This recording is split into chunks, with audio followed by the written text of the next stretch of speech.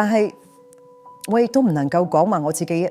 做錯咗個決定，因為我覺得呢一個亦都係一個經驗，俾我知道我要為自己出聲，所以亦都形成咗今日我會夠膽同你講，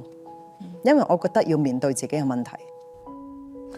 要面對啲咩問題咧？做決定，其實做一個決定係對自己啊，定係對大家，定係對一公眾，人哋以後點睇我，點去請我做工呢？但係如果佢哋知道我嗰陣時嗰一個禮拜係點樣處理一個新工作，我覺得好多人都未必受得了。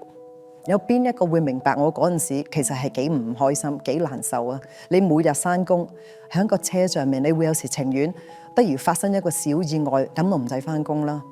我覺得去到呢個階段，我覺得我自己係過分咗嘅啦，即係我已經明白到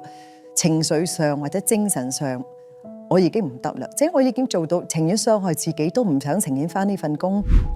咁當 Mandy 講到呢度咧，我開始領會到佢個掙扎啦，就係佢點樣可以保護佢自我。另外一方面咧，亦都想揾到工作，所以我會 focus 落呢個 issue 嗰度幫佢嘅。